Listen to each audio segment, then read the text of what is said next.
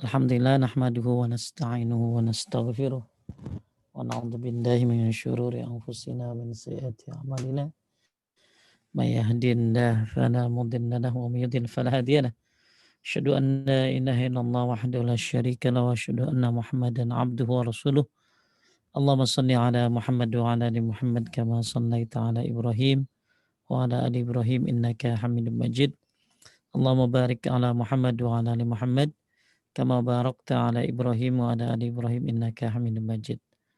Alhamdulillah Bapak Ibu sekalian dimuliakan Allah, pada hari ini kita dipertemukan oleh Allah di kajian Majlis Ta'lim Al-Hansa dalam tema kajian kitab Akhlak Salaf. Semoga apa yang kita bahas akan menjadikan timbangan terberat bagi kita nanti pada hari kiamat. Karena dalam sebuah riwayat disebutkan asqalul mizanil mu'min yaumal qiyamah khuluqun hasanan. Timbangan terberat seorang mukmin adalah akhlak yang baik. Timbangan terberat seorang mukmin adalah akhlak yang baik. Jadi akhlak baik itu memberatkan timbangan. Dan insya Allah ya ada dua yang sangat kita butuhkan pada saat di zaman ini tentunya. Yang pertama adalah tauhid, butuhnya kita kepada tauhid yang murni. Kedua, kita butuh kepada akhlak yang baik. Dan semoga kita semuanya bisa mengambil pelajaran dan hikmah pada kajian kali ini. Baik, bismillahirrahmanirrahim. Saya akan share screen kitabnya.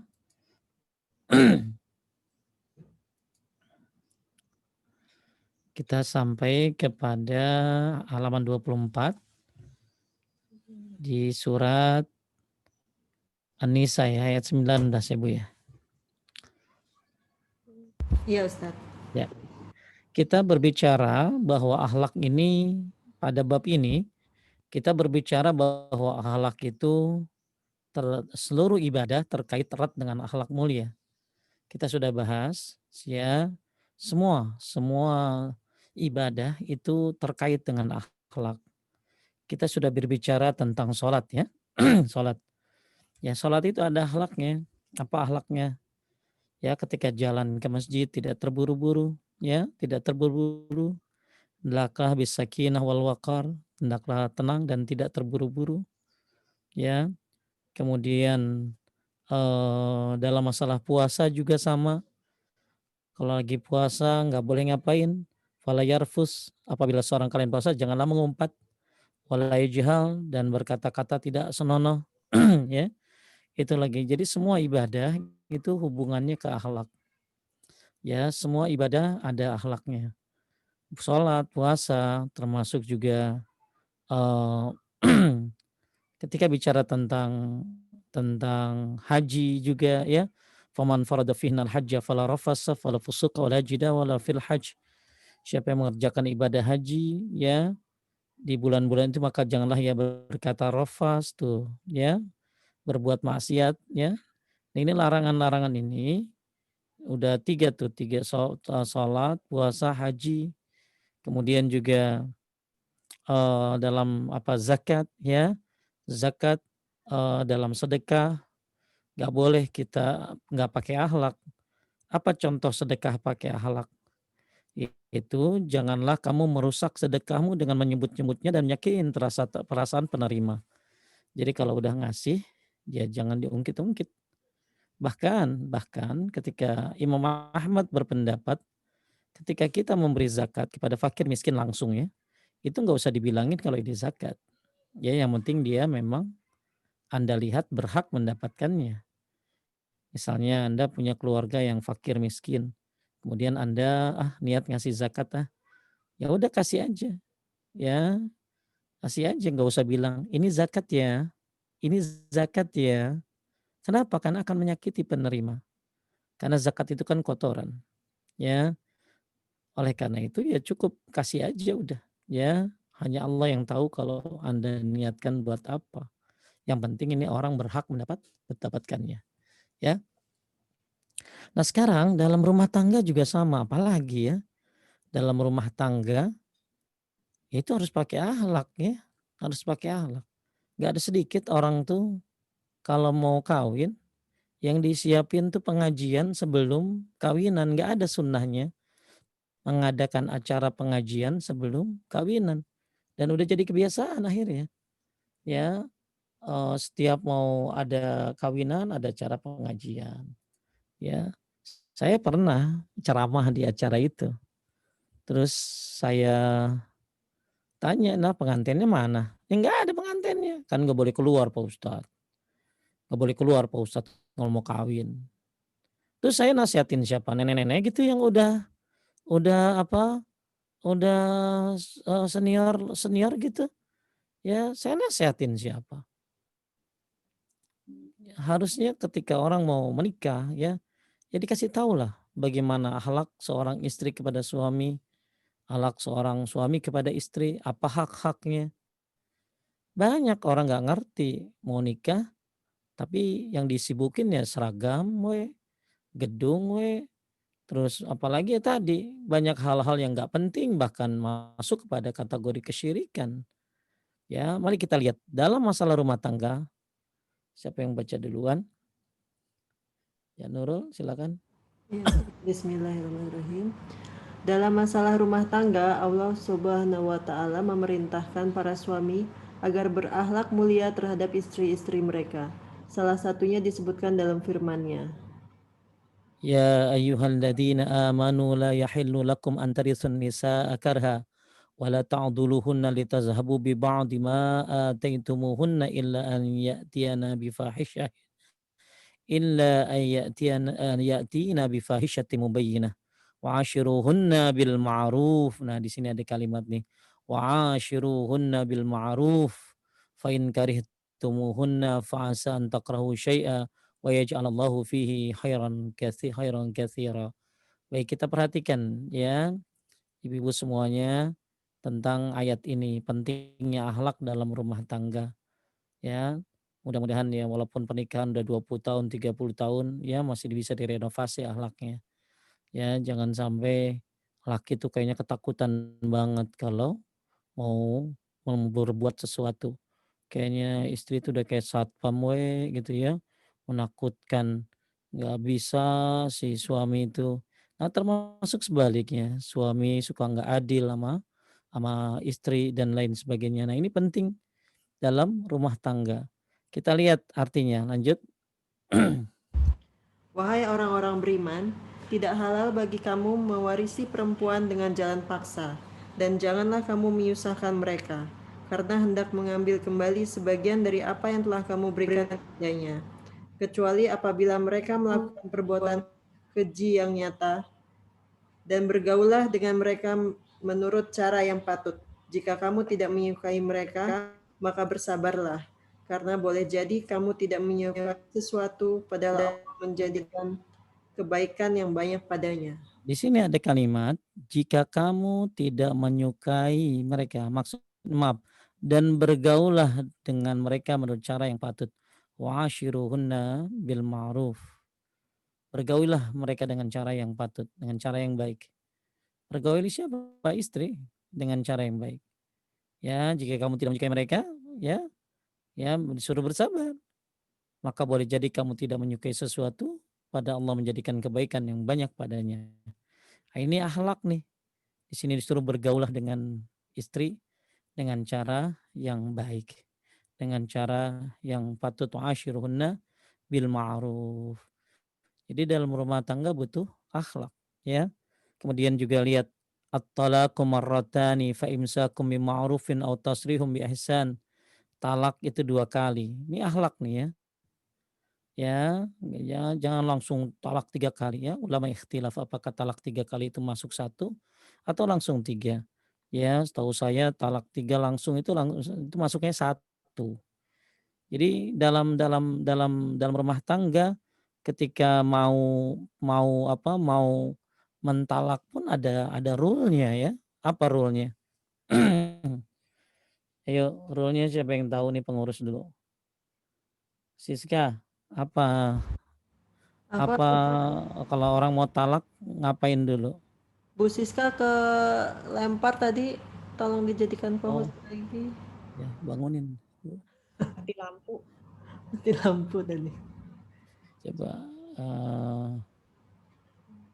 coba siapa? Bu Nana tahu? Kalau Bu Nana, kalau orang mau mentalak, ya harus dilakukan apa dulu? Nggak tahu Ustaz. Harus ada saksi mungkin ya Ustadz ya. Salah ya. Ini udah berapa tahun kawin ya?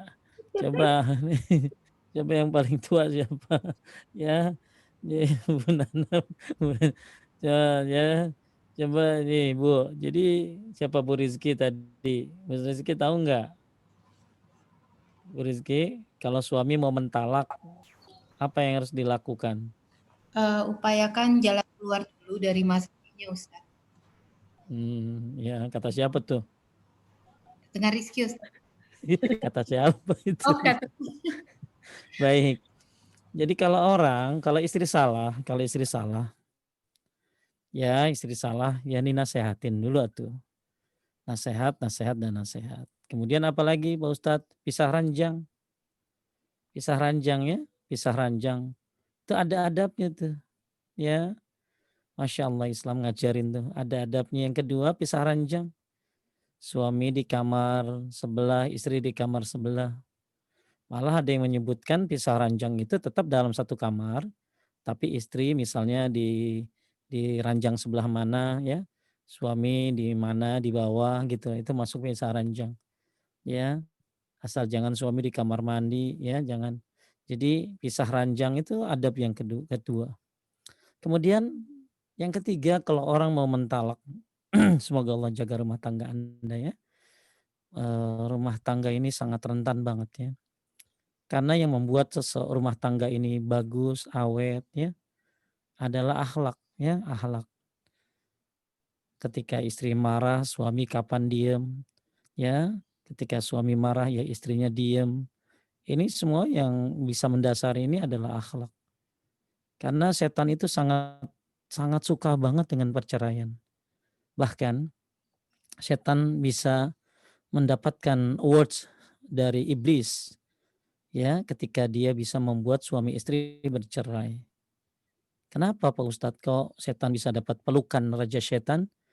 Ya setan itu suka kumpul-kumpul, suka reunian juga dia di laut. Dalam sebuah riwayat dia setan suka kumpul-kumpul di laut. Kemudian dia saling membanggakan kejahatannya. Dan kemudian nanti akan ada yang mendapatkan pelukan raja setan. Siapa dia? Seorang setan yang bisa memisahkan suami istri. Kenapa Pak Ustadz kok setan bisa memisahkan suami istri itu dapat pelukan dari raja setan?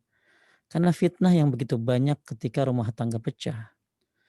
Suami akan kena fitnah, ya akan saling tuduh, mertua akan saling menyalahkan juga istri. Belum lagi follower ikut-ikutan, netizen ikut-ikutan, ya. Belum lagi teman-teman, belum lagi fitnah setelahnya, ya betapa mudahnya eh syahwat ya kan udah suami istri nggak berhubungan lagi, kemudian kenalan sama janda atau duda, emang sama gitu pacarannya, gaya pacarannya sama anak muda? Enggak, ya pacarannya haram hukumnya. Ya anak muda pacaran ya paling begitu, tapi kalau janda sama duda pacaran, jadi hubungan mungkin, naudzubillah. Kenapa? Karena dia sudah merasakan nikmatnya hubungan, maka akan jadi fitnah kalau nggak punya ilmu ya. Makanya ketika rumah tangga ini dasari dengan ilmu, insyaallah ya bukan hanya awet tapi juga saling ngerti. Ini ya makanya dalam masalah talak aja itu ada tata caranya. Nasehat dulu, nasehat lagi, kemudian pisah ranjang. Kemudian baru yang ketiga ya nggak pisah ranjang nggak berubah juga tuh istri, maka dipukul si istrinya. Tapi pada tempat yang tidak berbahaya. Ya misalnya di mana pukulnya? Di pantat, ya di betis, ya bukan ditabuk di muka sampai hidungnya yang tadi ya, hidungnya wah luka dan lain sebagainya. Bukan. kemudian setelah itu nggak nurut juga, setelah dipukul, ya baru ngomong, "Saya talak kamu, ya saya talak kamu." Itu ada aturannya, ada akhlaknya. Nah itu kalau suami. Nah kalau istri gimana? Kalau istri, ya mukul juga, ya ada lagi lain lagi gitu loh. Ya kalau suaminya salah ya dinasehatin, nasehat-nasehat, kemudian cari orang terdekat ya, kemudian ajak ya, ada orang ketiga yang memberikan nasihat ya, kemudian nggak bisa juga si suami, ya baru lagi nanti ada namanya khulu. Ya, khulu itu seorang istri mencerai suaminya ya, asal ada catatan syariatnya. Inilah rumah tangga rentannya. Di masa pandemi ini ternyata tingkat kehamilan naik katanya, tingkat perceraian pun naik katanya, wallahu a'lam. Ya karena mungkin laki biasanya kerja ya, kemudian lihat dia lagi, istri juga biasanya ngantar ke sekolah sibuk, sekarang lihat dia lagi. Ya Masya Allah kalau nggak dibarengi dengan akhlak, maka akan gampang sekali rentannya perceraian. Maka pada kali ini coba sekarang saya tanya sama sama siapa? Siska udah masuk? Sudah Ustadz, absen. Oke, saya tanya, apa hak suami dari kamu? Hak dilayani Ustadz. Itu doang?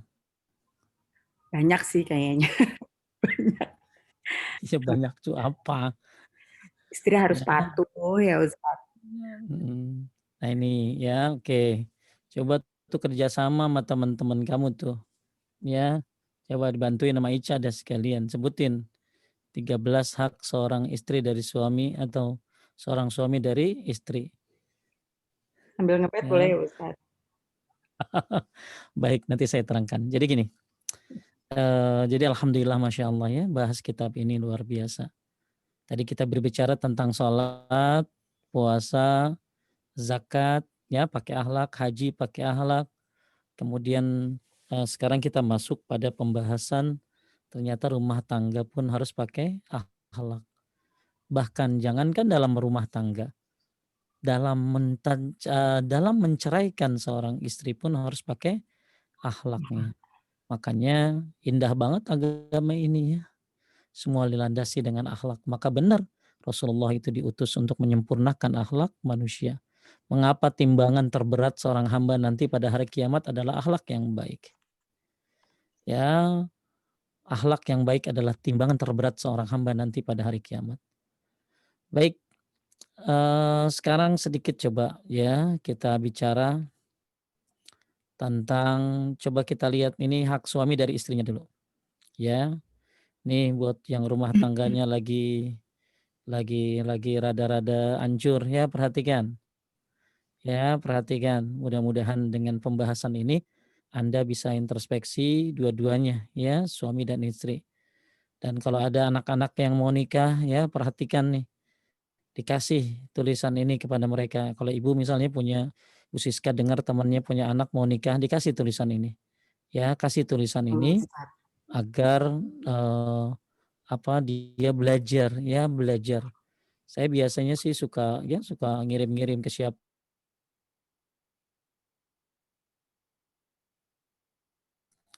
Kita coba lihat. Bismillahirrahmanirrahim.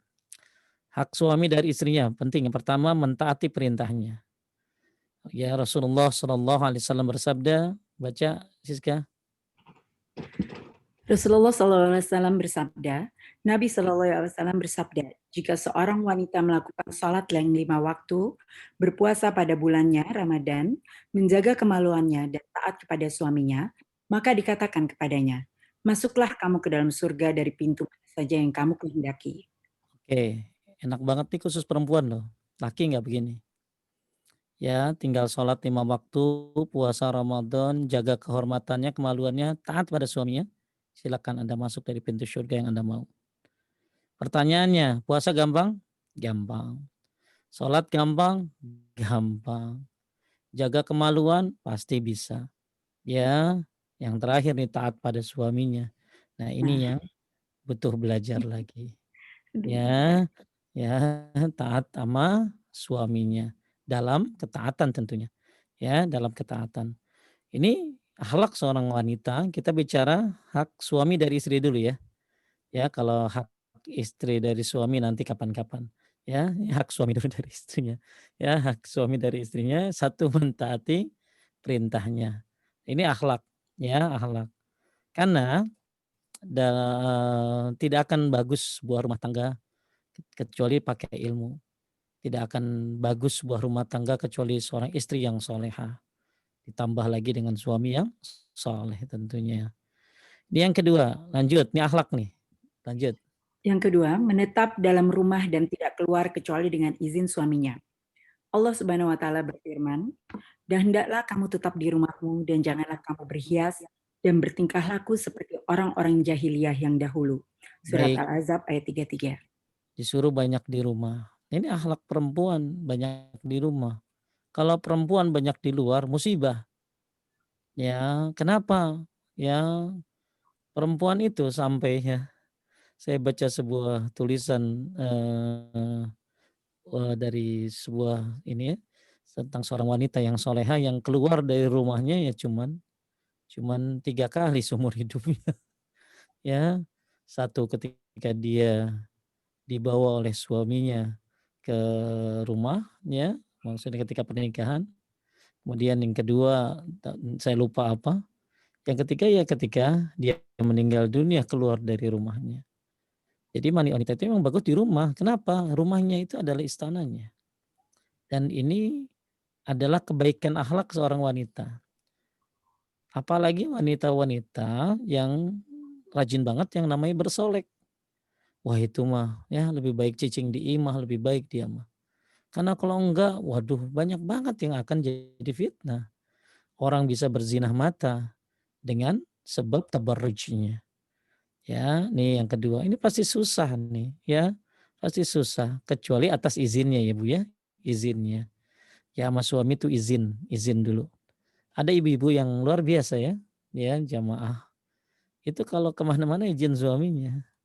Dan suaminya pasti ngizinin kok. Cuman kenapa dia tetap minta izin? Mengamalkan Quran surat Al-Ahzab ayat 33.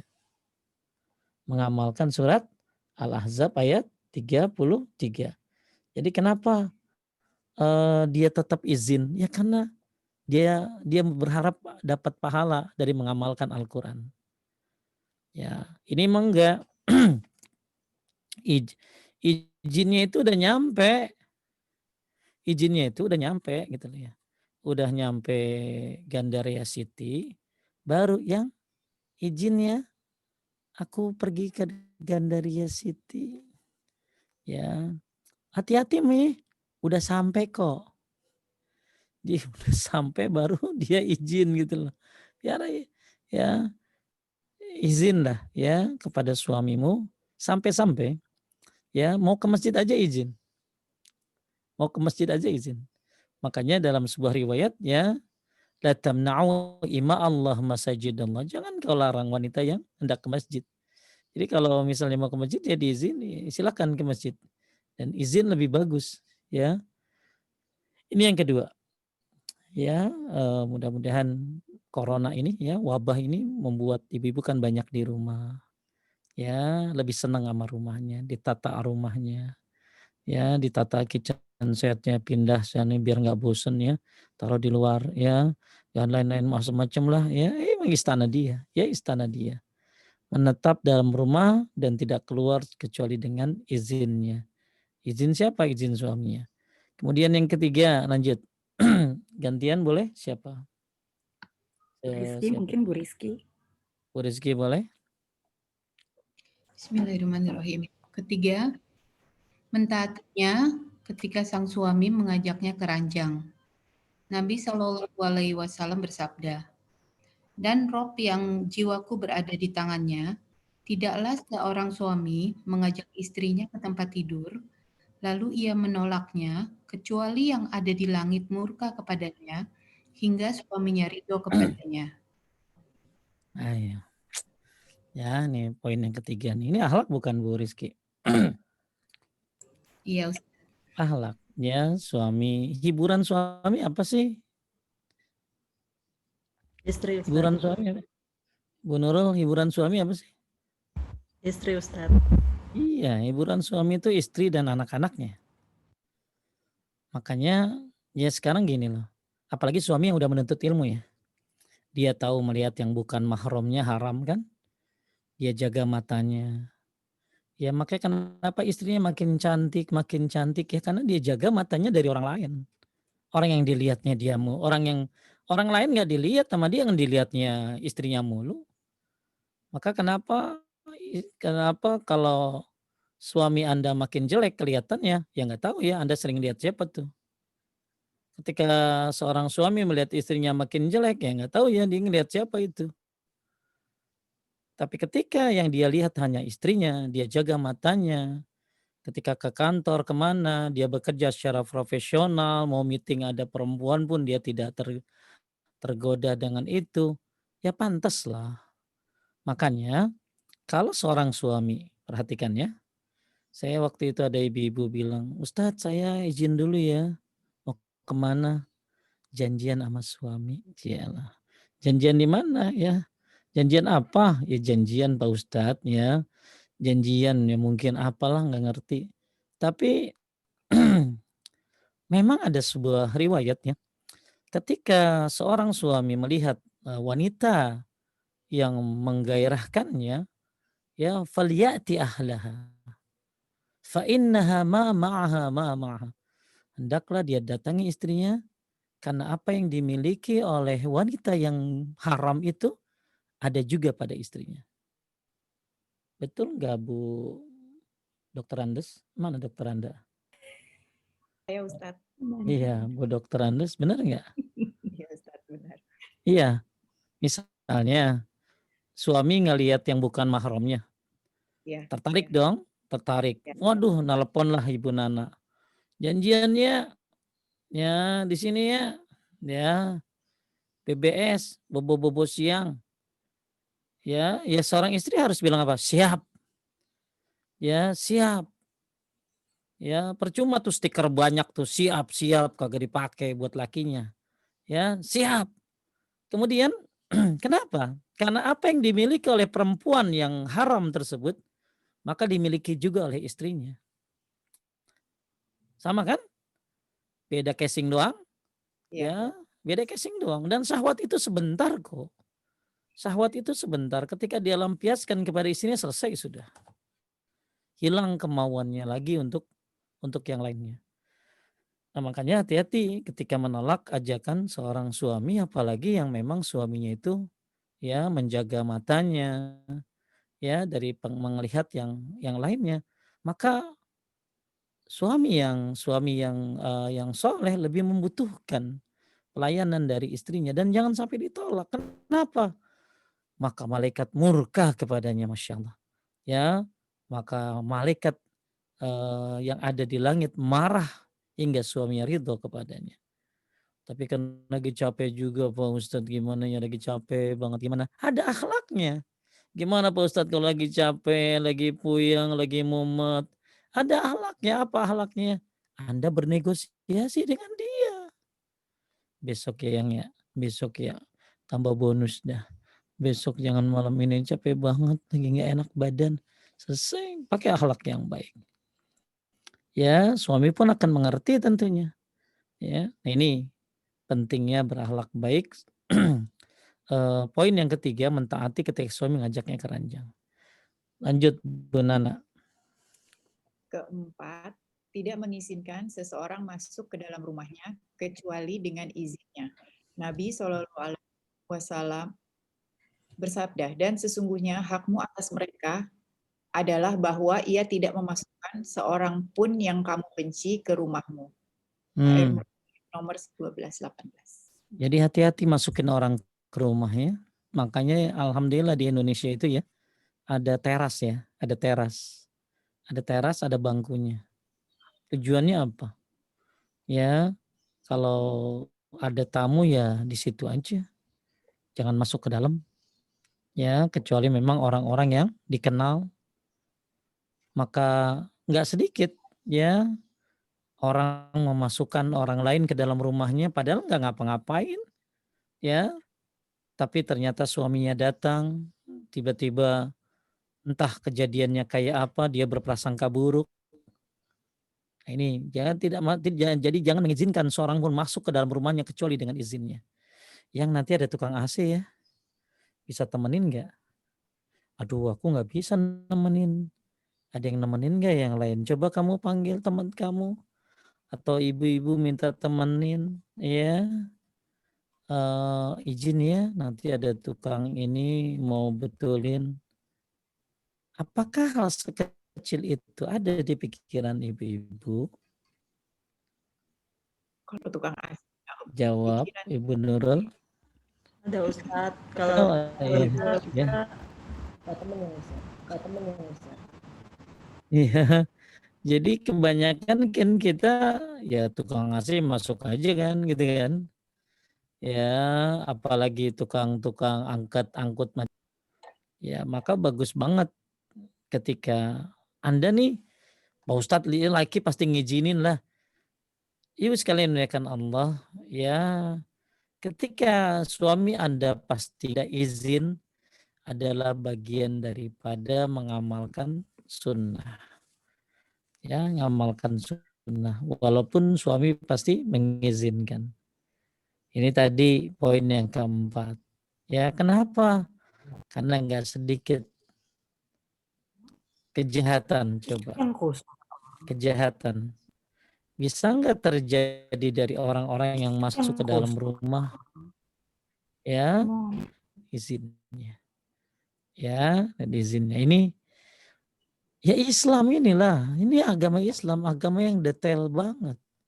Ngurusin tuh apa sih Ibu? Ibu kalau punya produk ya, produk yang bagus pasti dipikirin sedetail-detailnya.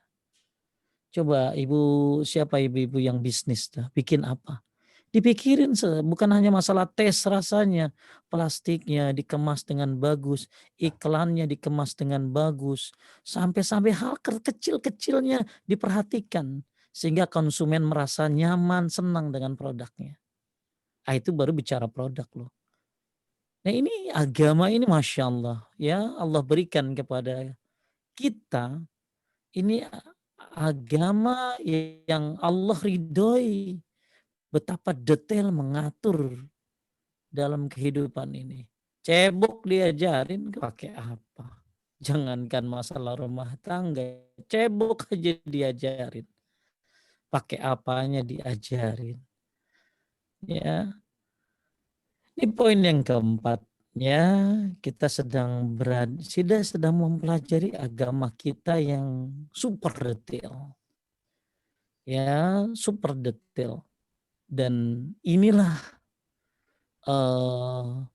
agama yang luar biasa ya kita kemudian selanjutnya siapa yang baca Rizky Nurul lagi ya Nurul silakan terserah siapa lagi Ya boleh Ustadz. ya Yang nomor 5, tidak berpuasa sunnah. Nomor 5, tidak berpuasa sunnah dengan izin hadir bersamanya. Rasulullah Shallallahu Alaihi Wasallam bersabda, tidak dihalal orang istri puasa sementara suami hadir dengan izinnya, dan tidak dihalalkan baginya mengizinkan orang lain tidak di dalam rumah suaminya mengizinkan orang lain dalam rumah suami kecuali dengan izin. lagi di mobil ya Bu Enggak sih Ustadz, enggak tahu. baik yang kelima ya. Tidak puasa sunnah coba akhlaknya banget nih.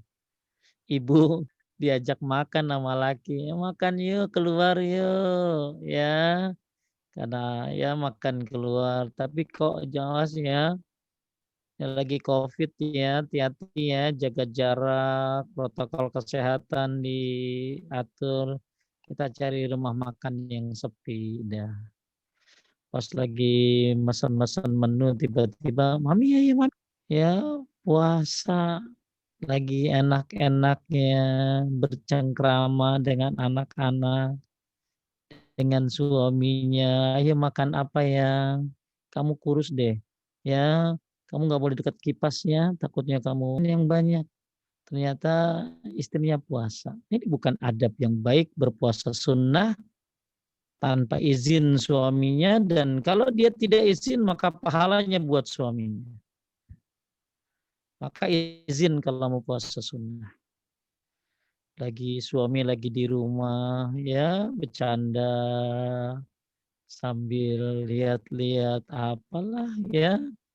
Ya bercanda-bercanda tiba-tiba, "Kok mulut kamu bau yang ya?" "Iya aku puasa Pi." "Ya ya aku puasa Pi." Ya, dia berpuasa sementara suami hadir bersamanya kecuali atas izinnya. Oke sekarang diizinin. Diizinin lah ya, diizinin. Puasa Senin, hari Senin. Yang aku puasa ya besok ya. Oke, ya, oke.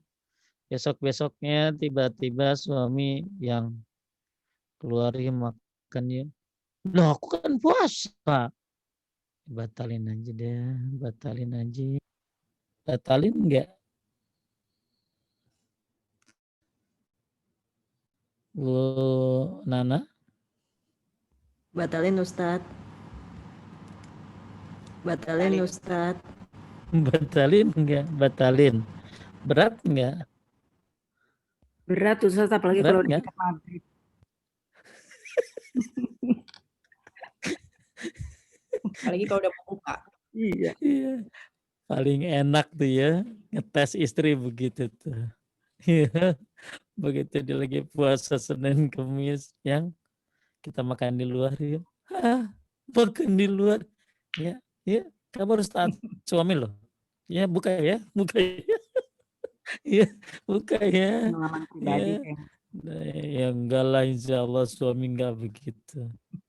Ya, jadi ketika itu yang enggak boleh, bahkan termasuk dosa besar ya, membatalkan puasa wajib tanpa ada uzur. Itu termasuk dosa besar dalam kitab Al-Kabair. Tapi kalau puasa sunnah boleh dibatalkan. Ya, boleh dibatalkan. Kenapa? Ya, ya karena sabda Rasulullah SAW ini. 6, Bu Rizky.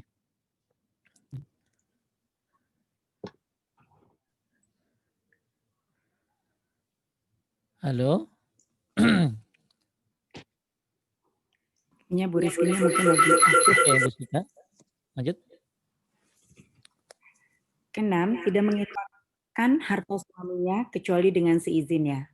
Hal ini sebagaimana disabdakan oleh beliau Shallallahu Alaihi Wasallam. Dan janganlah seorang istri menginfakkan sesuatu dari harta suaminya kecuali dengan seizinnya. Baik.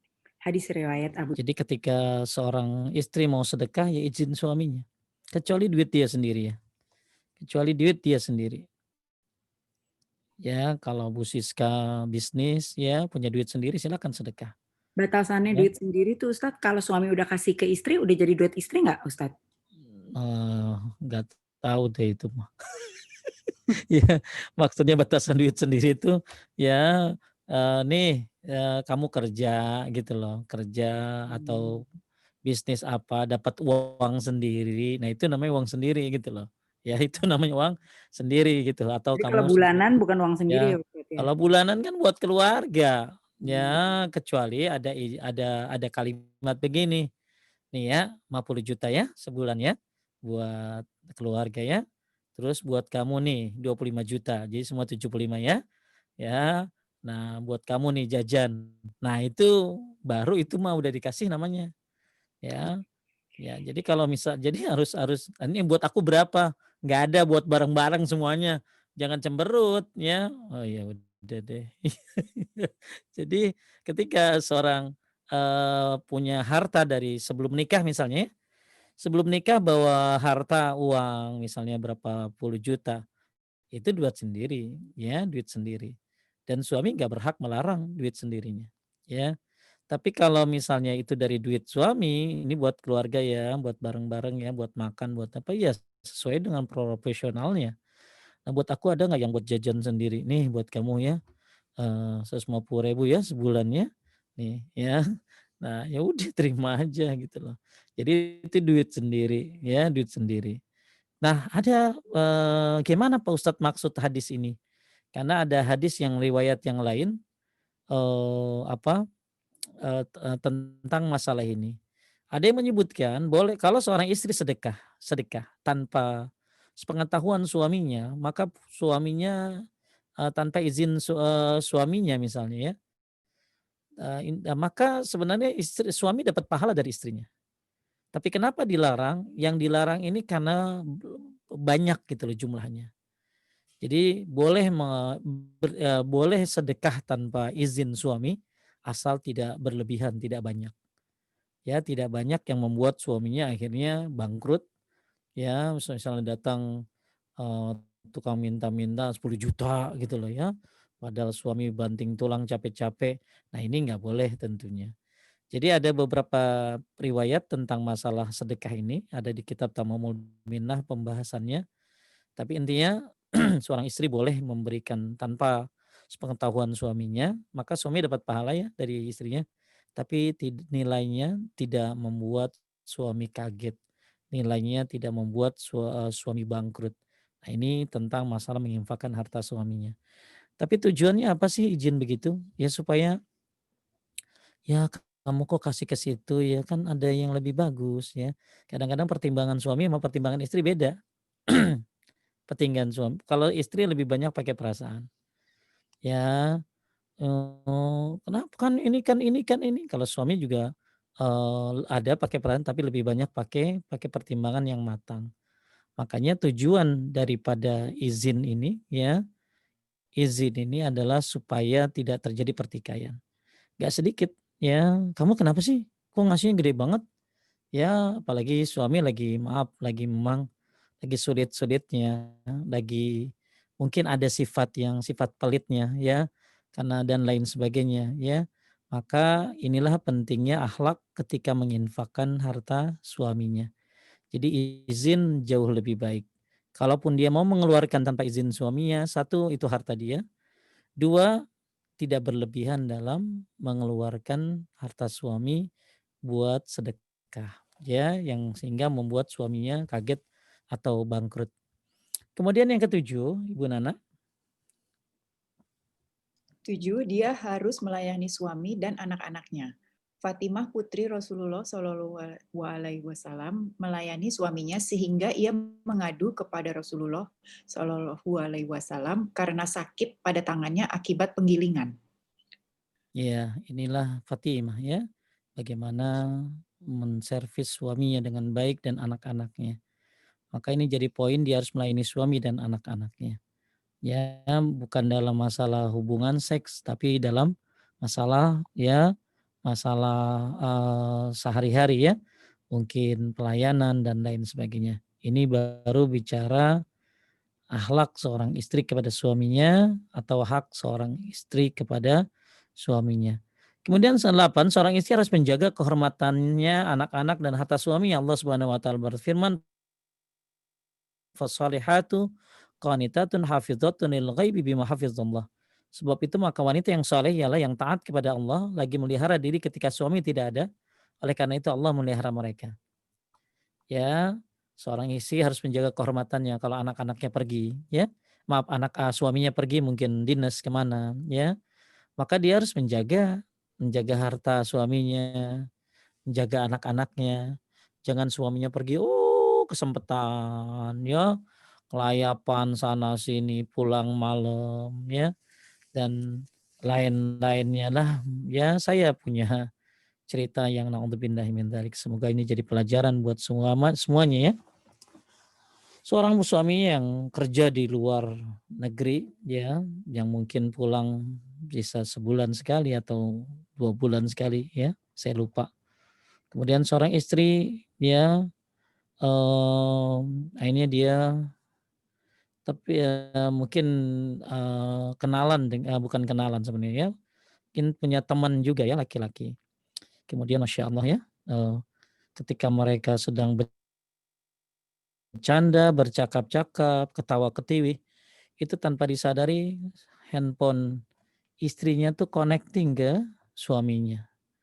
Kan bisa saja ya telepon tuh kadang-kadang apa sih, nyambung ya, nyambung ke siapa, ke kita nggak sengaja menchat mungkin ya, kita nggak sengaja menchat akhirnya terdengarlah percakapan mesra si laki-laki dengan istrinya tersebut, ya. Dan kemudian ya saya dengar, ya ini salah satu nggak amanah ya, nggak amanah, ya nggak amanah. Maka jangan seperti itu, ya jangan seperti itu.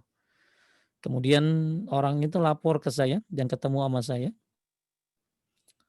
maka ya saya bilang, "Ibu, ya nggak boleh ya berhubungan dengan laki-laki lain suaminya lagi nggak ada, ya dan ini sebuah dosa yang besar, ya dosa yang besar.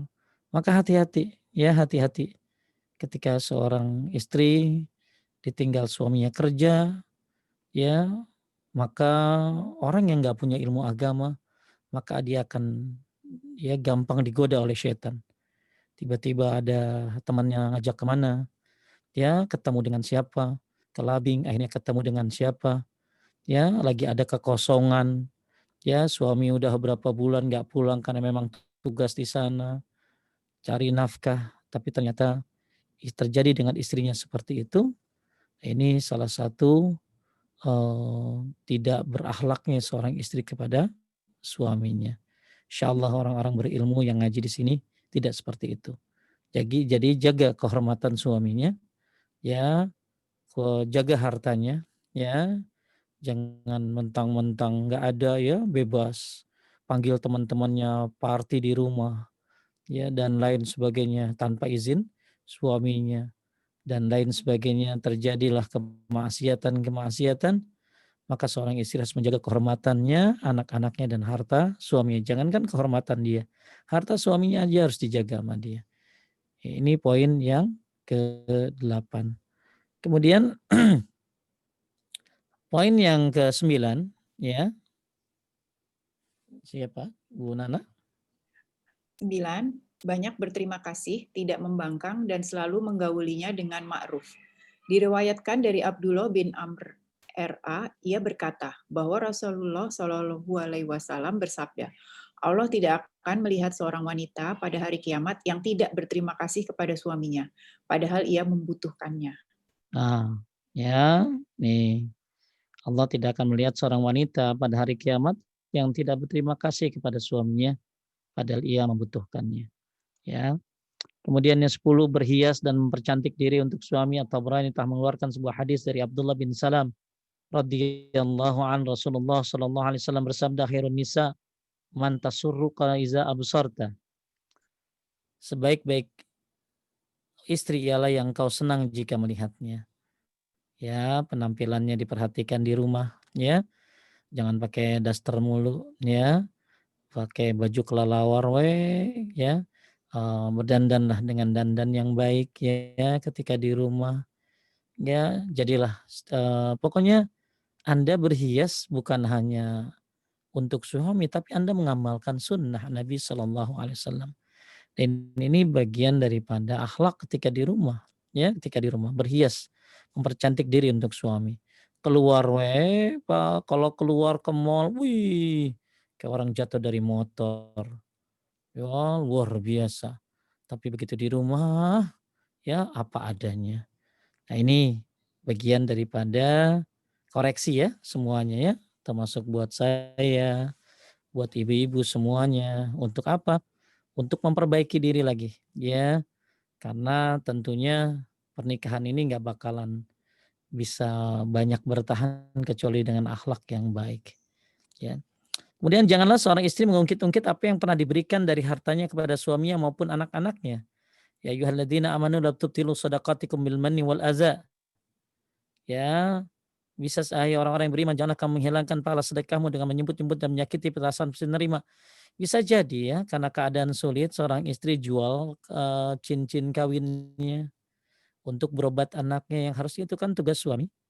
Kemudian suaminya butuh modal, Ini buat kamu aja yang everything for you deh. Apa yang kamu mau aku siap nih.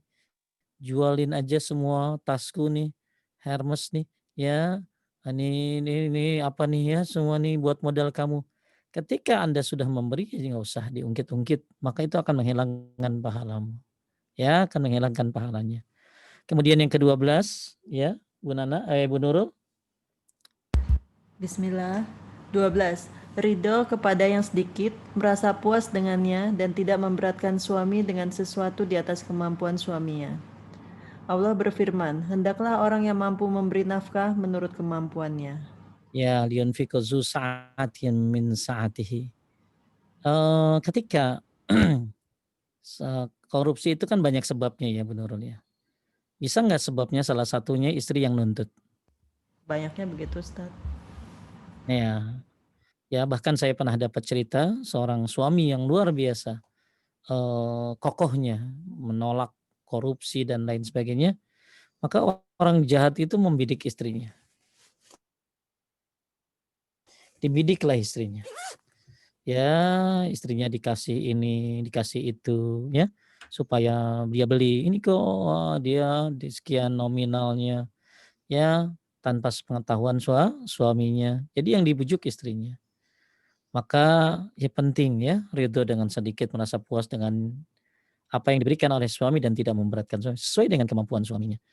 Kemudian lanjut 13, Bu Nurul. 13. Tidak melakukan sesuatu yang dapat melukai perasaan suami dan menjadikannya marah.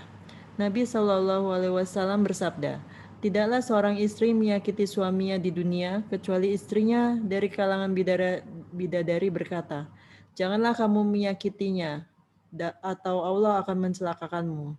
Dia adalah simpanan bagimu yang sebentar lagi meninggalkanmu untuk kembali kepada kami. Masya Allah.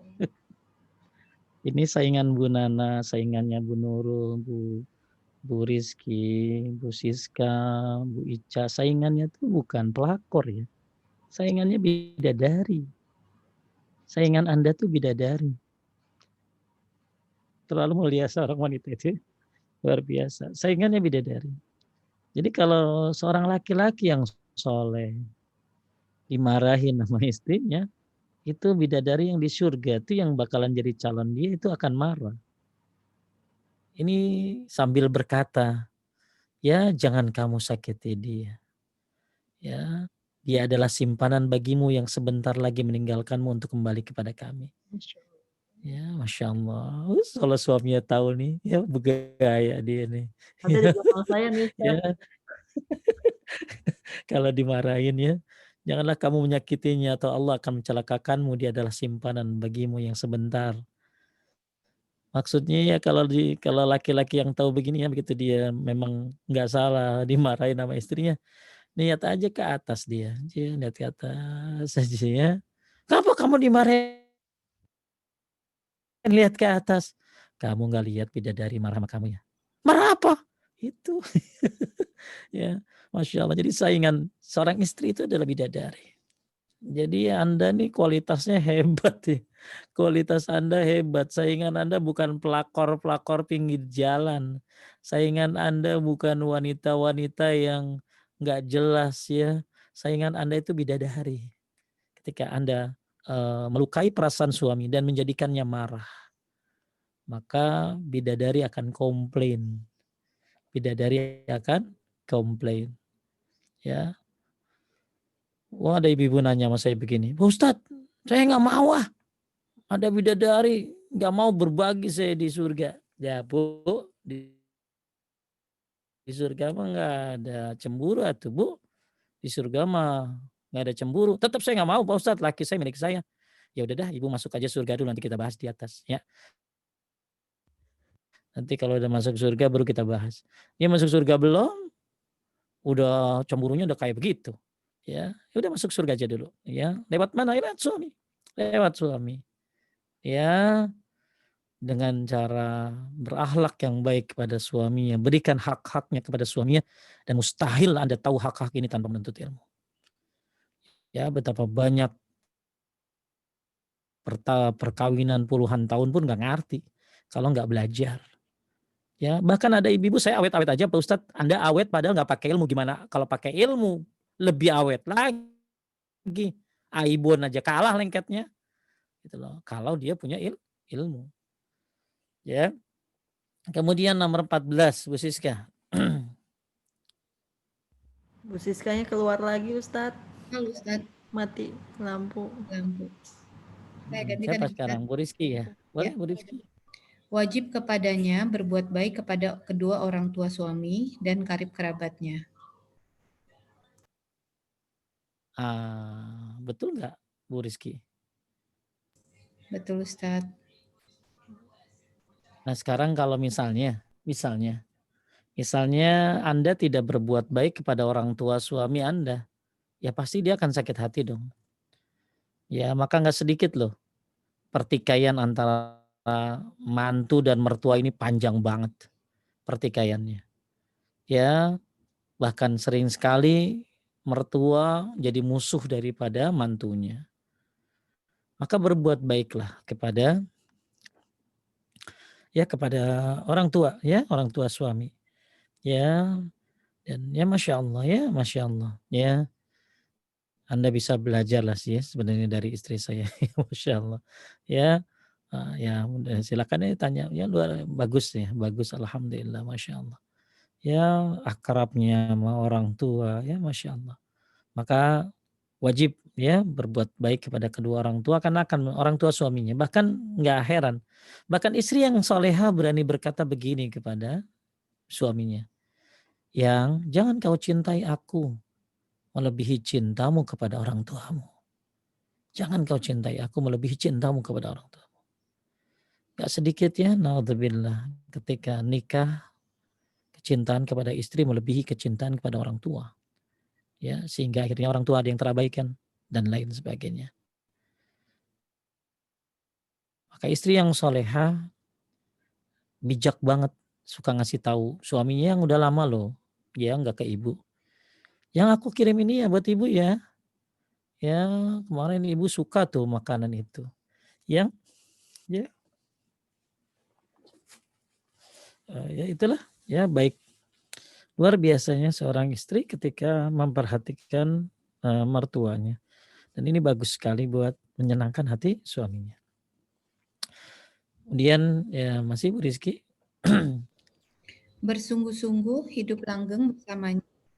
Tidak diperkenankan baginya memohon talak kecuali dengan alasan yang syar'i. Nabi Shallallahu Alaihi Wasallam bersabda, wanita mana saja yang meminta talak kepada suaminya tanpa alasan yang dibenarkan, maka haram baginya mencium wangi surga. Ya, kalau meminta cerai harus ada alasan syariatnya. Ya, nggak boleh nggak ada alasan syariatnya. Maka siapa yang minta cerai tanpa ada alasan syariatnya, maka dia diharamkan mencium wanginya surga. Yang terakhir berkabung ihdad selama 4 bulan, 10 hari ketika suami meninggal. Jadi kalau suaminya meninggal, dia masa bergabungnya 4 bulan 10 hari. Kalau orang cerai 3 kali haid. Ya, tapi kalau cerai hidup, kalau cerai mati 4 bulan 10 hari. Inilah akhlak kepada seorang suami dan Masya Allah ini ternyata bagian daripada rukunnya rumah tangga butuh mengetahui akhlak ini dan ini ternyata bagian bukan hanya dari akhlak tapi jadi hak. Akhlak dan hak. Ada orang nikah di Mekah, ya, berapa bulan cerai. Bukan masalah tempatnya pernikahan itu, tapi masalah ilmunya ada enggak. Kalau dia punya ilmu, Masya Allah, ya luar biasa. Ya, bahkan nggak sedikit ya, nggak sedikit apabila seorang suami ya mungkin dia khilaf, kemudian lupa, lalu dia mungkin ya selalu istri yang baik akan menerima dia dan bahkan akan selalu jadi pilihannya dalam segala masalah, selalu berdiskusi dan lain sebagainya. Ya, inilah akhlak seorang seorang istri kepada suaminya dan bukan hanya jadi akhlak tapi jadi hak seorang suami kepada istrinya. Ya, baik. Kemudian selanjutnya perlu dibahas nggak hak seorang istri atas suaminya? Banget Ustadz. Ya, Ajak suaminya dulu denger Ustadz. Udah ada tuh di belakang. Pas. ya, ya, baik ya. Baik, kita bahas hak seorang istri atas suaminya. Sebaliknya juga, kadang-kadang seorang istri dituntut ya kepada suaminya, tapi suaminya tidak mengerti akhlak dan hak kepada istrinya. Maka apa sih hak seorang istri dari suami? Yang pertama, menggauli istrinya dengan baik ya, wa ashiruhunna bil ma'ruf. Nabi SAW bersabda, ya, sebaik-baik kalian adalah orang yang paling baik kepada istrinya dan aku adalah orang yang terbaik di antara kalian kepada istriku. Ya, khairukum li ahli wa ana khairukum li ahli. Sebaik-baik kalian adalah orang yang paling baik kepada istrinya. Dan aku adalah orang yang paling terbaik di antara kalian kepada istriku. Masya Allah. Inilah poin yang pertama. Nabi SAW adalah orang yang baik, orang yang berakhlak. Maka ini contoh teladan kita. Yang kemudian yang kedua, lanjut Bu Nurul. 2. Bercengkrama pada malam hari dengan istri, mengajaknya bicara dan mendengarkan pembicaraannya. Jadi kalau Ibu lihat di dalam kitab ya, Aisyah itu tiap malam suka nyeritain sesuatu sama Nabi dan ceritanya panjang sekali. Saya baca tuh hampir berapa lembar ya ceritanya itu. Ceritanya itu diulang-ulang terus sama Aisyah. Masya Allah. Dan Nabi dengerin aja. Nabi dengerin aja. Masya Allah. Coba kalau ibu-ibu cerita malam ini terus diulang lagi besoknya. Apa kata suami? Nah kan udah kemarin udah ceritain. Udah ceritain. Tapi Nabi SAW dengerin aja ya Allah. Aduh, jauh banget kita ya dari sallallahu alaihi wasallam nabi-nabi ya. Masya Allah begitu mulia akhlaknya. Jadi saya pernah baca bagaimana cerita Aisyah sama Nabi ya. Jadi Aisyah itu cerita sama Nabi. Panjang ya cerita, ya panjang ceritanya. Ya saya lupa ya berapa lembar, mungkin 3 lembar apa ceritanya itu. Panjang banget dan Nabi dengerin aja apa yang diceritakan oleh Aisyah. Nah, ini suami yang baik ya suka mendengarkan cerita istrinya. Tapi Ya, istrinya bukan kadang-kadang Aisyah. istri kan ngomong cerita panjang banget gitu. Hah? Apa? Istrinya belum jadi Aisyah sih Ustadz. Baik ya.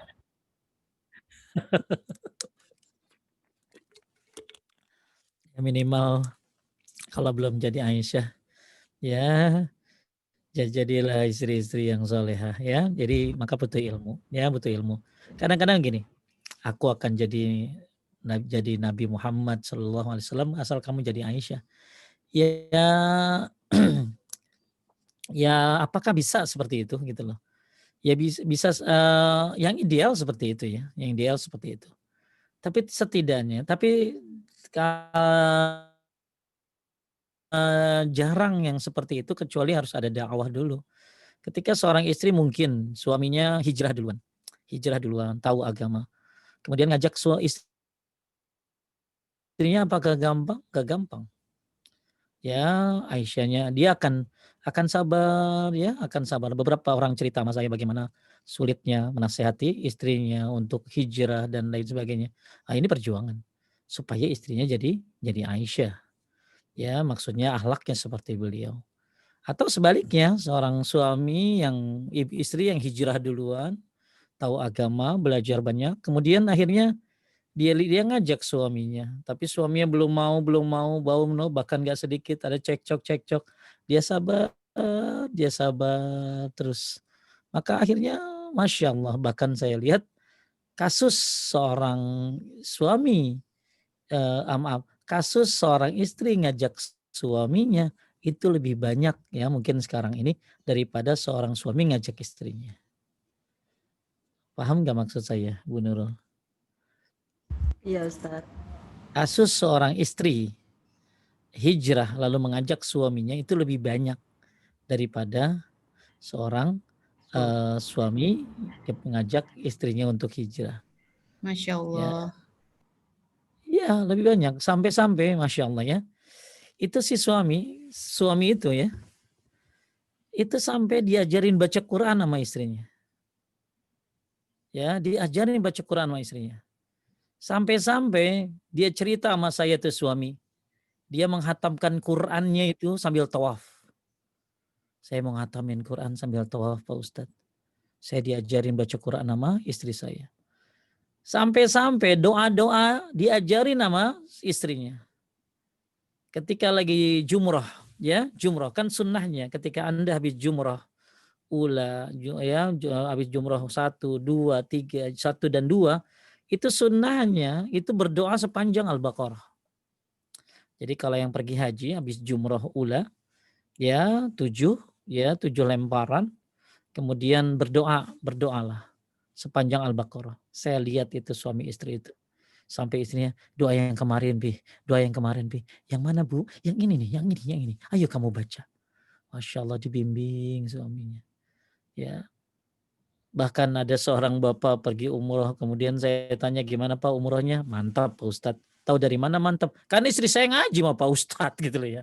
Istri ngaji ngasih saya ngaji sama Pak Ustadz. Saya kan gagang. Jadi ya istrinya yang bimbing dia. Istrinya yang bimbing dia. Ya Pak baca ini Pak. Ini amalannya, Pak, ayo ya lari di antara lampu hijau, ini doanya, Masya Allah. Ya setahu saya, ya betapa banyak istri-istri yang mengajak suami untuk hijrah. Dan ini jarang ya ada dua-duanya benar ya, jangan dua-duanya benar di awal. Ya mungkin pertama-tamanya sesat dua-duanya malah. Kemudian akhirnya salah satu dengar kajian, kemudian merasa penatnya hidup, akhirnya dia hijrah. Tapi begitu hijrah dia berat untuk ngajak suaminya, istrinya gimana. Atau sebaliknya istri ngajak suaminya gimana. Maka karena kecintaan pengen berharap bersama-sama di surga, maka diajaklah istrinya. Jadi nggak gampang untuk menciptakan wanita-wanita soleha yang ada. Atau istri-istri soleha, suami-suami yang soleha yang ada. Pasti biasanya suka ada perjuangan dalam salah satunya. Ya, baik ya, itu paham mungkin maksud saya. Ya, mudah-mudahan kalau Anda dan suami sudah hijrah, alhamdulillah. Sudah beralih kepada tauhid dan sunnah, alhamdulillah. Tapi kalau belum di antara salah satunya, berjuanglah. Berjuanglah untuk pasangan Anda. Kemudian nomor 3, siapa yang baca? Bu Nana. 3. Mengajarkan masalah agama kepadanya dan mendorongnya untuk melakukan ketaatan. Firman Allah Ta'ala, hai orang-orang yang beriman, peliharalah dirimu dan keluargamu dari api neraka, yang bahan bakarnya adalah manusia dan batu. Quran Surat At-Tahrim. Ali bin Abu Thalib berkata, didiklah keluargamu dengan akhlak yang mulia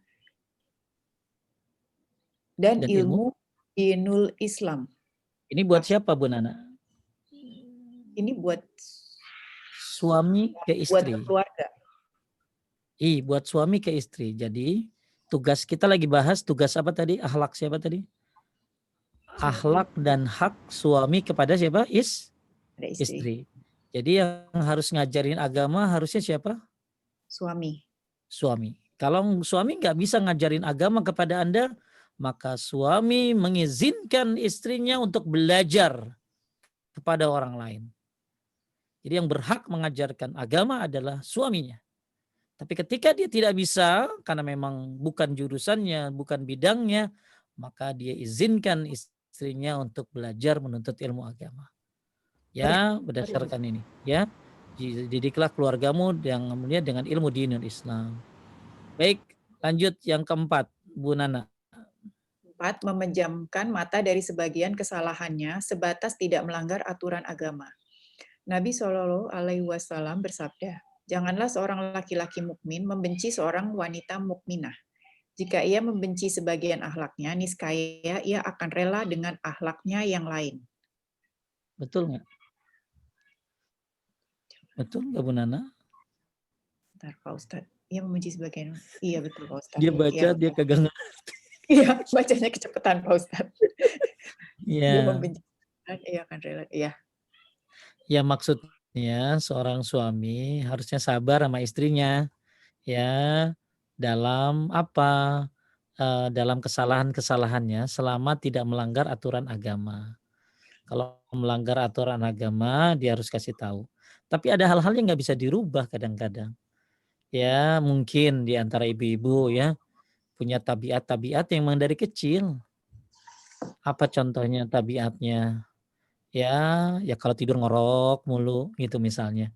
Jadi dimaklumin aja ya, atau apa, ya orangnya apa, misalnya lelet misalnya ya, lelet banget. Jadi maklumin aja. Ya ngasih tahu boleh, tapi lebih banyak kepada apa ya, kepada itu kan beda kadang-kadang gini, ada sesuatu yang bisa dirubah, ada yang nggak bisa dirubah. Ada hal-hal yang susah untuk dirubah. Ya, masalah tabiat biasanya. Ya, tabiat ini butuh perjuangan loh untuk merubahnya. Ya, misalnya seorang istri biasanya lelet banget ya. Seorang suami harus sabar, ya. Ya harus maklumi terlalu banyak keutamaannya daripada kelemahannya. Terlalu banyak berliannya daripada debu yang nempel di berlian tersebut. Terlalu banyak sinarnya ya yang memancar dari berlian tersebut daripada daripada debu-debu yang menghalangi indahnya berlian tersebut. Masih terlalu banyak kebaikannya. Nah, ini penting ya, memejamkan mata dari kesalahannya sebatas tidak melanggar aturan agama. Ya, biasa dari segi apa tadi? Tabiat. Ya, di antara ibu-ibu kan pasti ada tabiat-tabiat. Ya, tabiat-tabiat yang kurang baik. Maksudnya kurang baik tuh tabiat-tabiat yang susah dirubah. Ya, tapi tidak melanggar agama. Seperti misalnya yang tadi saya gambarkan ya. Mungkin dia biasa apa ya? Biasa ya garuk-garuk, apalah ya itu yang atau kebiasaan-kebiasaan yang kurang disukai oleh suaminya. Maka ya suami harus bisa memejamkan mata dari kesalahan-kesalahan tersebut sebatas tidak melanggar aturan agama. Karena masih banyak hal lain yang lebih baik daripada itu. Kemudian yang kelima, siapa lagi? Bu Nurul? 5. Tidak menyakiti dengan memukul mukanya atau dengan mencelanya. Nabi SAW bersabda, dan janganlah kamu memukul muka, juga janganlah mencelanya. Dan janganlah, Mencelanya. masih ada lagi. Dan janganlah kamu berpisah kecuali di dalam rumah. Oh, nomor 6. Ya, nomor 5 ya. Sorry. Jangan kamu mukul muka dan jangan mencelanya. Ya, maksudnya nggak boleh mukul muka ya. Kalaupun mau mukul, ya di mana tadi? Di tempat yang tidak berbahaya. Ya di mana? Di betisnya, di pantatnya, di pahanya. Ya yang tidak berbahaya. Jangan di mukanya, nggak boleh.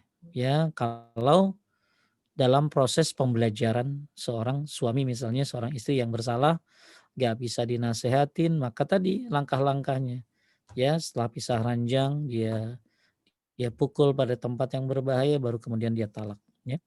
Kemudian tidak memboikotnya ya kecuali di dalam rumah. Maksudnya gini loh, ya jadi jangan boikot dia kecuali di rumah dia. Jadi jangan suruh dia pergi harusnya Ibu ya. Ini adab ya. Adab seorang suami. Jadi jangan pergi kamu ke rumah orang tua kamu. Ya jangan di rumahnya aja. Ya di rumahnya suaminya dulu ya. Jadi tidak memboikotnya kecuali di dalam rumahnya. Ya jadi ketika oke ditalak ya jangan suruh pergi di rumahnya sampai masa iddah selesai. Sampai masa iddah selesai. Yang kebanyakan ketika ditalak kepada kabur semuanya nih. Ya, istrinya pergi ke rumah orang tuanya, "Kenapa kamu ditalak?" "Ya harusnya di rumah sana." Ya, dalam talak itu kan ada masa-masa di mana dia ada masa iddahnya. Maka sampai 3 kali haid, ya maka itu masanya dia untuk berpikir, introspeksi. Maka ketika masa 3 kali haid itu ternyata suaminya, istrinya sadar, saling akhirnya terjadi hubungan badan lagi, malah dia rujuk itu namanya, ya. Nomor 7 Bu Nana. 7. Menjaga kehormatannya. Nabi SAW bersabda, dan istrimu pun memiliki hak atas dirimu.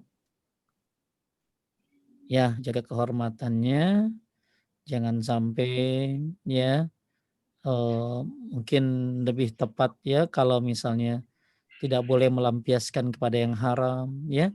Istri juga punya hak ya untuk mendapatkan jatahnya ya. Maka suami tidak boleh berzina ya. Kemudian nomor 8, lanjut Bu Nana. 8. Mengizinkannya ketika dia memohon untuk keluar guna melakukan sholat berjamaah atau mengunjungi kerabat ketika aman dari fitnah. Suami ngizinin tuh. Ya kadang-kadang begitu mertua sakit yang ngurusin Bu Nana. Tapi begitu Bu Nana orang tuanya sakit mau ngurusin sama suaminya, nggak boleh orang lain aja. Nah ini nggak baik, kurang bijak. Hanya contoh saja. Jadi mengizinkan istrinya ketika dia mau ke masjid. Ya, ketika ketika dia memang pengen melakukan sholat berjamaah boleh, selama nggak ada fitnah ya. Ngunjungin kerabat boleh, kalau bisa dianterin ya selama aman dari fitnah. Apalagi ngurusin orang tua. Karena gini loh, ketika Anda seorang suami ya, kalau ada suami-suami di sini, ketika Anda seorang suami mengizinkan istrinya untuk mengurus orang tuanya yang sakit, maka itu membahagiakan istrinya. Dan ketika istri bahagia, wah, kalau istri udah bahagia, aman deh tuh. Ya, insya Allah. Ya, akan banyak kebaikannya. Tapi ketika istri tidak bahagia, dia dilarang untuk bertemu dengan orang tuanya, ya, maka nggak sedikit akan terjadi keributan-keributan karena ada hal-hal yang tidak menjadi haknya yang tidak diberikan. Kemudian tidak menyebarkan rahasianya dan menyebutkan aibnya. Ya. Kemudian nomor 10, Bu Rizky. Memberikan nafkah kepadanya dan kepada anak-anaknya sesuai dengan kemampuan. Allah Ta'ala berfirman, dan kewajiban ayah memberikan makanan dan pakaian dengan cara yang ma'ruf. Seseorang tidak dibebani melainkan menurut kadar kesanggupannya. Memberi Surat nafkah. Jadi pejuang. Kesatria itu ya keluar nyari nafkah buat anak-anak dan istri. Itu kesatria ya. Kesatria itu memberi nafkah kepada anak-anak, kepada istrinya, itu kesatria. Berjuang mencari yang halal itu kesatria. Maka siapa yang keluar dari rumahnya untuk seorang suami ya, karena memiliki anak yang masih kecil, maka dia termasuk di jalan Allah. Kemudian kedua 11, masih Bu Rizky? Ya, hendaknya suami berhias untuk istrinya sebagaimana istri berhias untuknya. Ibnu Abbas radhiyallahu an berkata, sesungguhnya aku suka berhias untuk istriku sebagaimana aku suka ketika ia berhias untukku. Karena sesungguhnya Allah Ta'ala berfirman, dan para wanita mempunyai hak yang seimbang dengan kewajibannya menurut cara yang ma'ruf. Ya, bini mah cakep banget suruh dandannya, lakinya pulang dari bengkel bau oli ya, main sikat baiknya. Nah ini harus ya hendaknya seorang suami berhias untuk istrinya. Sampai ada seorang sahabat ya pakai minyak zaitun di mana di janggutnya ya. Kenapa dia pakai minyak ini? Karena istrinya yang memberikannya ya. Jadi berhias ya, berhias untuk istri ya, kata Ibnu Abbas radhiyallahu an, sungguhnya aku suka berhias untuk istri bagaimana suka berhias untukku. Ya, ini adil ya, adil banget. Kemudian jika seorang laki-laki melihat wanita lain dan merasa kagum dengannya, maka datangilah istrinya. Ya, jadi kalau seorang laki-laki lagi ngelihat di kantornya, di jalan, wih, ada perempuan yang buka aurat dan dia merasa tertarik ya, maka datangilah istrinya. Ya, masalahnya ada nggak istrinya di rumah gitu aja gitu loh. Oh ternyata lagi arisan. Ada ibu-ibu arisan 15 kali sebulan ya kalau nggak salah tuh.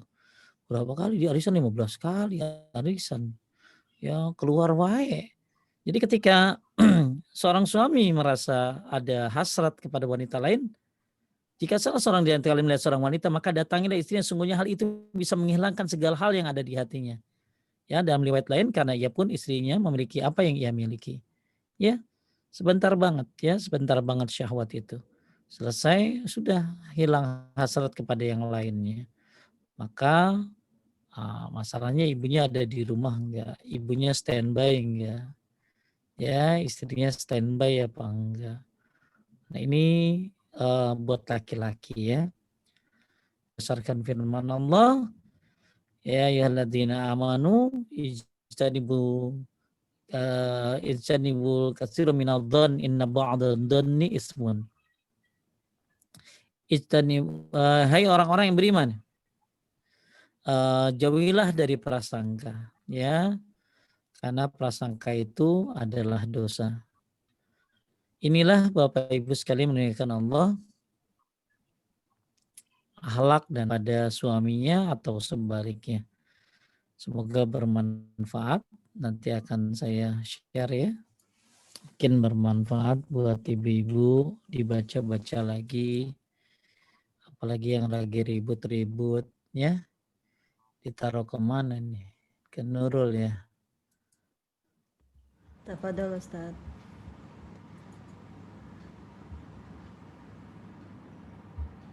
Oke. Tafadhol Ustaz.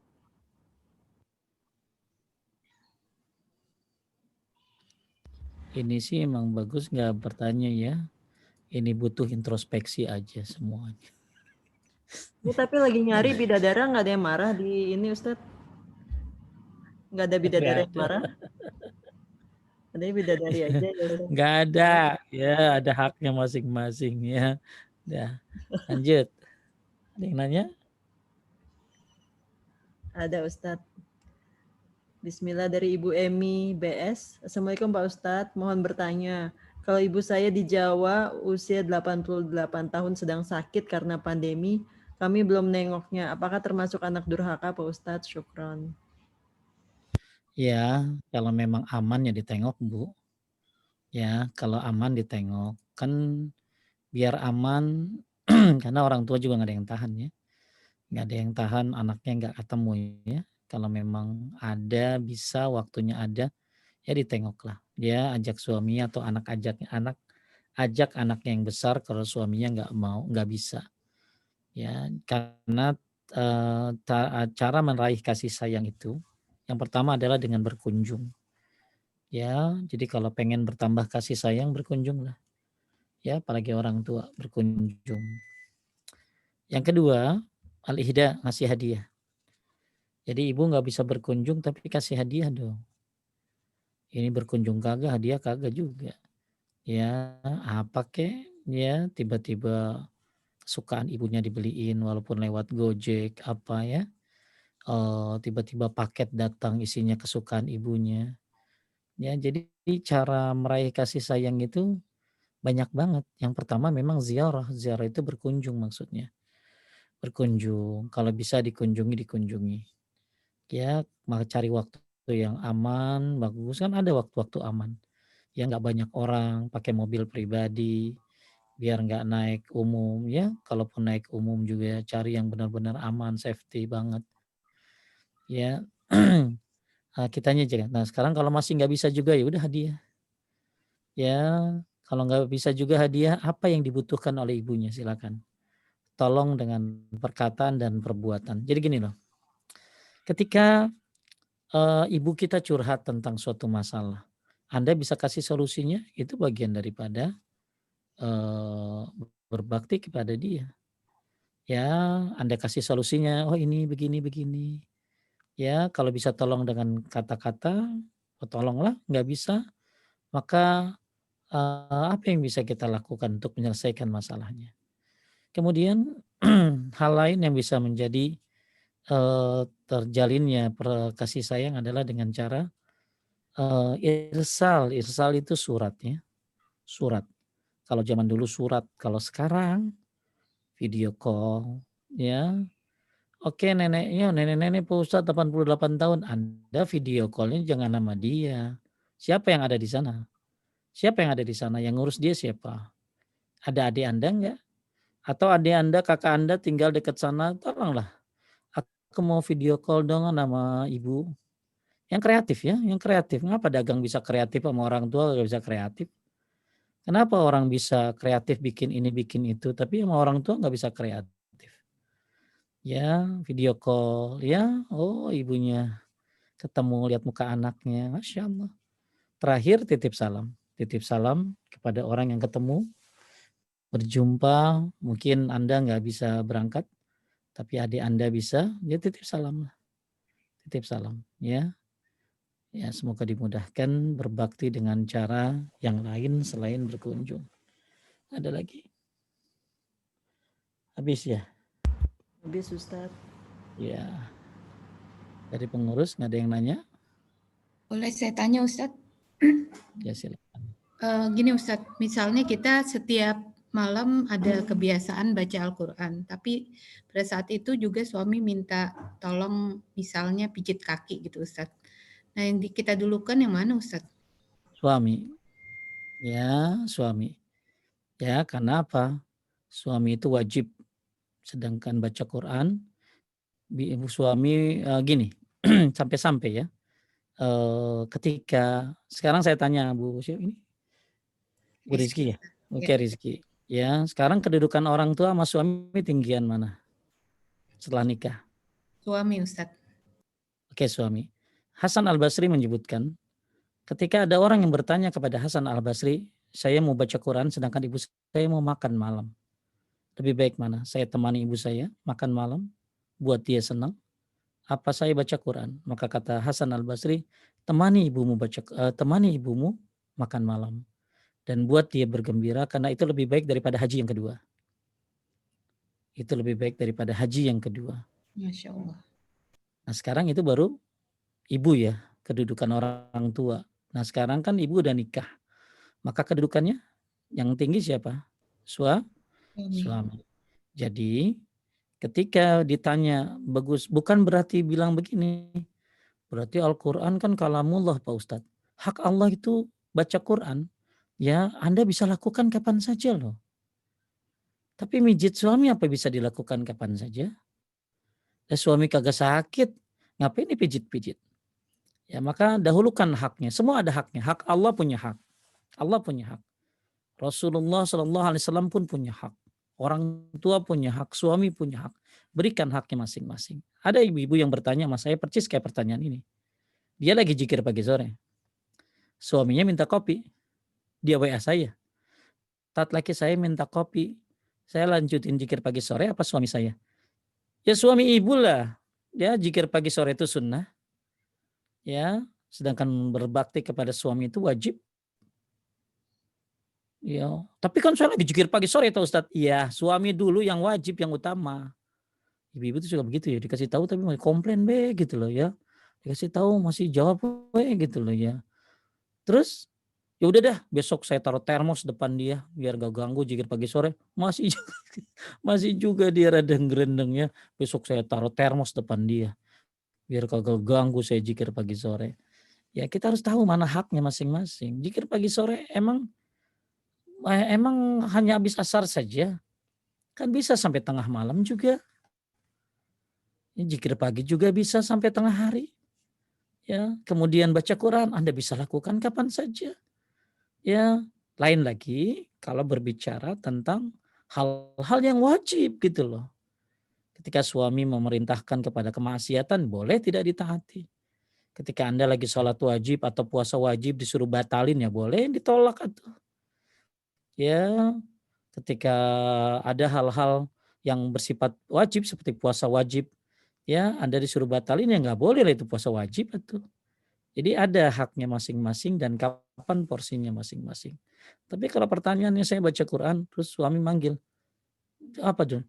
Ya silakan Anda lanjut. Kenapa? Pertanyaan yang sama juga ada orang bertanya begini Pak Ustadz. Maaf, bukan pertanyaan ke saya tapi kepada seorang syekh ya. Saya bagusan mana dengerin azan apa baca Quran?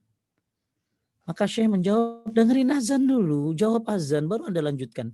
Karena baca Quran itu bisa kapan saja. Sedangkan suatu yang bersifat dadakan dan ada waktunya maka itu lebih dahulukan. Ya, kayak azan kan ada waktunya. Sedangkan baca Quran bersifat bebas kapan saja. Tapi kalau azan ya ada waktunya. Kapan jawab azan ada waktunya. Sama kayak suami.